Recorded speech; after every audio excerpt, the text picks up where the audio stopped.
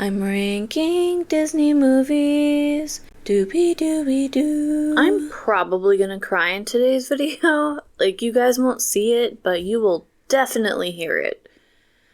Anyway, today's animated film is Brother Bear, and it's perfect for today's Disney review for multiple reasons. An early spoiler warning: spoilers for today's film are gonna come up right away, so if you don't want them, use the timestamp down below or the link in the video's description to see the ranking of today's film, and spoilers start in 3, 2, 1. First off, happy Valentine's Day. One of the reasons that this movie is perfect is because it's Valentine's Day, and I forgot that the main theme of our character's totem that he receives at his coming of the age ceremony was... love. What? Yes. The second reason that this is a really good film for today's video is because sometimes when I'm winding down at night or I'm on a lunch break, like the rest of our general population, I like to scroll on YouTube shorts or TikToks or some kind of short. And recently I came across a pottery short and left a comment that gathered a lot of attention. And if you're a visitor on my channel today, coming all the way from there, all because of that comment, thank you so much for coming today, and I hope you enjoy today's video. And then last but not least, Brother Bear is perfect for today's video because it doesn't just celebrate love on a superficial level, it shows us different ways to celebrate life and love in many different kinds of ways. Being a brother means nothing to you. Of course it does, eh? Oh yeah, like what? Well, what about the time your hooves froze in the pond? Who sat with you all winter, eh? You did. And who showed you where the good grazing is? I mean, the really tender stuff, all covered in dew. Now, why do you think I did that, eh? Because I love you. Excuse me. So before we dive into today's video, I want to back up just a tad bit back to this comment. I left a comment on a soon-to-be mother's video because after she had completed shaping her pregnancy pottery piece, I thought it would make the perfect piece to kind of like keep keepsakes in, and I had recently picked up some sentimental items that they're mine, but they were with my grandmother. Well, I figured out how to store them and kind of work through things. I lost my mother when I was young, and so I recently picked those items up from her, and I just thought it would be nice if someone gave this new mother an idea on how to use her pottery piece if she didn't already have a plan. Anyway, that comment exploded a little bit, and soon enough internet strangers were commenting on how sweet my mother was to write letters to me as an infant, and some of them were very interested in what things she had to say in her letters, so they can show that similar unconditional love to their children, and I think that that is very beautiful, so I will be sharing that with you guys. But first, I want to give a brief overview of Brother Bear. So the entire movie of Brother Bear revolves kind of around a brotherly love, but our main character, Kenai, has his coming of the age ceremony at the beginning of the film, and he and his brothers, Sitka and Denahi, worked really hard in preparation for it, and he ends up being granted the totem of the Love Bear, which is ironic because the coming of the age ceremony dinner is kind of ruined, mainly because Kenai wasn't very responsible about tying up the food, and a bear happens to steal the fish that they gathered. Denahi kind of blames Kenai for not tying up the food. Kenai places the blame in the wrong place and goes after the bear, and because this is dangerous, both of his brothers go after him, and this results in the eldest of the three brothers, Sitka, dying, but not at the hand of the bear, but at his own decision to save his younger brothers, Kenai and Denahi, from the bear. After the death of Sitka, Kenai continues to place the blame in the wrong place and wants to go after the bear again, whereas his older brother Denahi does not place the blame with the bear. Feeling extremely hurt and upset at this time, Kenai decides to go after the bear again, and Denahi decides to go after his brother because it's not right. Now, before Denahi can reach Kenai, Sitka has instead graced Kenai with the magical lights of their ancestors and turned him into a bear, so that way he could resonate more with his totem and see the error in his ways. Later, after Kenai is kind of adjusting to being a bear, he meets Coda, a bear cub, who has been separated from his mom, and the two of them go on a journey together to hopefully return Coda to his mom at the Salmon Run, which is next door the mountain where the lights touched them. And Kenai is hoping that he can reach the top of the mountain to speak to Sitka about why he was transformed into a bear. After traveling together and still consistently being pursued by a blinded and enraged, heartbroken Denahi who believes he has now lost two brothers to this bear who looks an awful lot like Kenai, Coda and Kenai do end up at the Salmon Run near the mountain where the lights touch it. So before he goes over to the mountain, the bears kind of share the most interesting thing that has happened to them this year while playing Pass the Salmon. And once Coda gets the salmon, he starts telling the story of how he was separated from his mother. And upon hearing this story from Coda's point of view, Kenai begins to place the pieces of what Sitka was trying to show him all along, and it's extremely heartbreaking. Eventually, Kenai kind of has a little bit of a breakdown, ends up telling Coda the entire story about himself and what really happened to Coda's mom. Well, I have a story to tell you. Really? What's it about? Well, it's kind of about a man, and kind of about a bear. But mostly it's about a monster. A monster who did something. And the two characters kind of go through a little bit of a breakup. But during this time, Kenai's brother Denahi is still hunting him and has found him because Sitka leads Denahi to him so he can change Kenai back in front of him, just to show him he too needed to follow his totem's theme, which was wisdom. So in the future, he would not be led blindly by anger or heartbreak again. In the end of the movie, like, everybody kind of sees the error in their ways, and they all learn a lot about love. And Kenai decides to remain a bear in order to care for Coda because Kenai was the reason Coda lost his mother in the first place. This movie is truly lovely, and we learn about other kinds of love in it too, such as brotherly love, motherly love, tough love, and even platonic love. This movie is going to rank at number 2. And did I mention that Phil Collins is on this soundtrack too?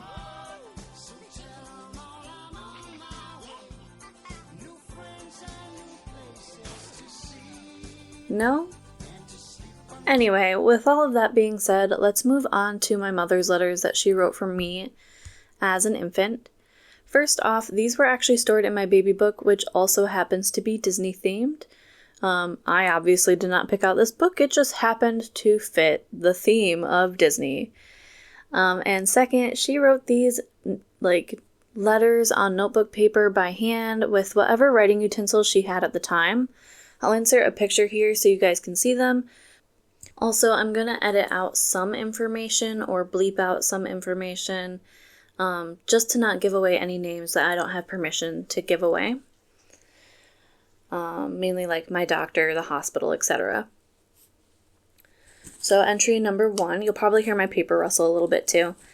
Entry number 1, you were born on February 22nd, 1996. My water broke, and your dad got up, combed his hair, washed his face. My contractions were 3 minutes apart. Your dad drove 70 miles an hour to get your grandma. She had already called the hospital and told them we were on our way. When we got to the hospital, my contractions were 2 minutes apart. The nurse hooked me up to a machine to record my contractions, and I had to sit there for about 1 hour. I got in the jacuzzi for a little bit, sat there for a while, and I got out because my contractions were only a minute apart. I got back on the bed and got some medication to ease the peak of my contractions. Then your doctor and nurse let me push. Your sitting in a chair against the wall. Your dad and grandma were helping me push. They could see your head, so your dad said, "Should I get the nurse?" So he did. Dr. P had just gotten done with a presentation. I had a great doctor, by the way, guys. And when my head Or when your head came out, the doctor made me stop pushing. The cord was wrapped around your neck. She unwrapped the cord and let me push again. When your shoulders came out, the doctor said, open your eyes. So I opened my eyes and looked at you. Dr. P said, pull her out. Dr. P didn't even know if you were a girl. I told her she could pull you out, so she did. She put you on a blanket and put you on my stomach. Your dad cried. The doctors were making bets as to how much you weighed. She said you would weigh in at 7 pounds 8 ounces. The nurse said 6 pounds 13 ounces, and I said 7 pounds. And I won. You weighed 7 pounds and 2 ounces. You were 19 inches long. Then we went up to the room, and you woke up every 2 hours that night, and we went home on Friday. So that was the first letter, and then I'm not going to read every single letter, but I will read a good amount of them, so that way any of you who were wanting to know the kinds of things my mom put in there, I'll give you a pretty good selection of different things that she wrote, so that way you can hopefully write to your baby too.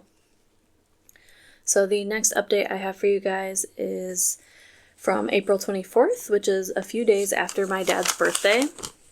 It says, you went to the doctor's on April 22nd. You got your shots and your right leg swelled up, so you were very cranky. You just started sleeping all night. You go to bed between 6:30 and 8:30 p.m., but you get up when your dad and I get up, which is at 6:30 a.m. You know your name, and you know when it's time for mom and dad to come home from school. You watch... I should probably give you guys an update there. My mom and my dad were very young parents. My mom was still in high school when she had me. I had teen parents. And my dad was only a year older than she was. So, continuing on. You know your name and you know when it's time for mom and dad to come home from school. You get watched by 3 people during the week. Your nana watches you on Mondays, Tuesdays, Thursdays. Your grandma watches you on Wednesdays, and your great-grandma watches you on Fridays. I've had the privilege of being able to see 5 generations of my family, and actually getting to know my great-grandparents, and even some of my great-greats. The next letter that I have for you guys is from June 19th, 1996. My mom wrote, you are almost 4 years old. You laugh out loud all the time. You just coo all the time. You get up when your dad gets up to go to work. Yesterday, you said da when he opened the door at 6:15 a.m. You know when it's time for him to come home. If he doesn't pick you up as soon as you see him, you cry. On June 14th, 1996, he did not pick you up, so you cried. Then, when he sat down to talk to you, you just kept cooing for half an hour. At 3 months old, you were 13 pounds and 2 ounces. You got to the doctor's June 21st, I read that wrong. It says you go to the doctor's on June 21st, so I'll talk to you then. Then she wrote on June 22nd. It's Saturday. You went to the doctor's yesterday. You weighed 16 pounds and 1 ounce. You were 24 inches long. It's really hot outside and you're cranky because you got your shots. You won't wear clothes and you only want me. The doctor said to stop giving you baby cereal until you're 5 months old. Your weight is in the 95th percentile, and that's kind of chubby. You look like your dad. You were definitely daddy's girl. On May 8th, 1996, you got a 5th generation picture taken with your dad, your grandma, your great-grandpa, and your great-great-grandpa.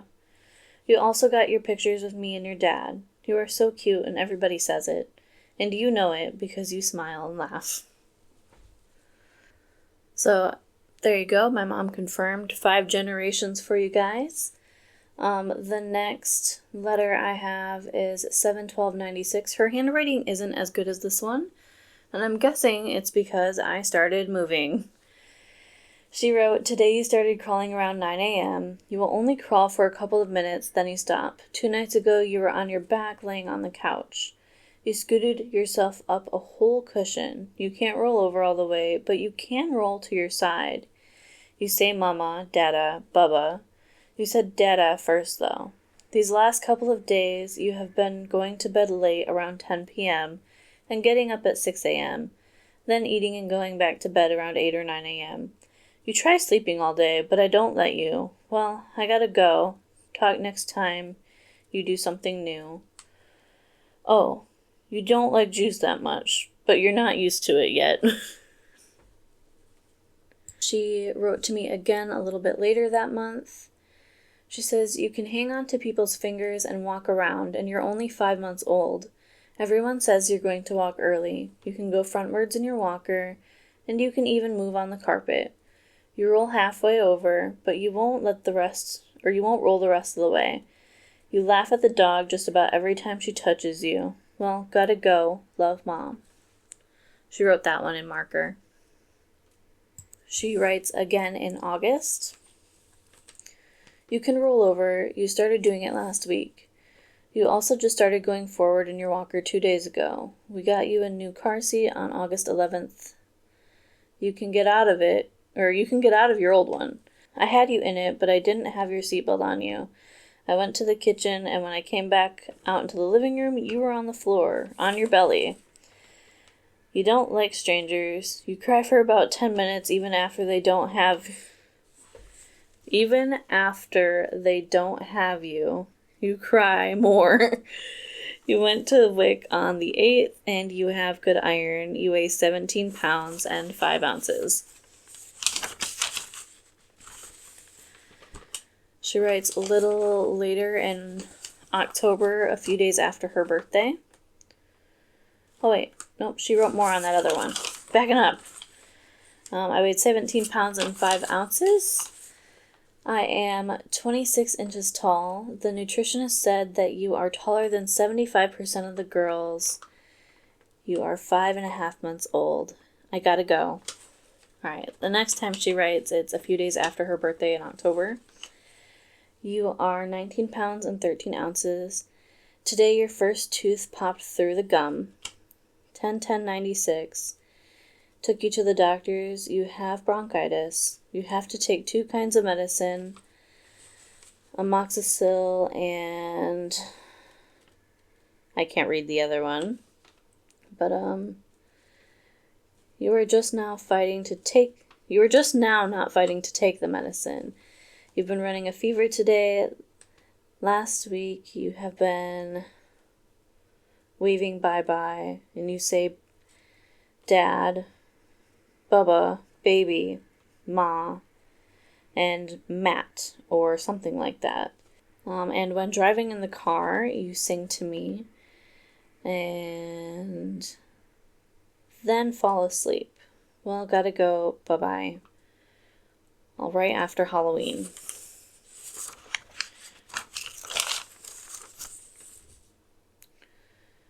And that's all of the ones that I intend on sharing, and I hope that you guys enjoyed them. Like I said, it was pretty much just information about me, what I was doing, how much I weighed, my health, things of that nature. And as somebody who has lost their mom at a very young age, it is nice to be able to go back and read these letters. Because it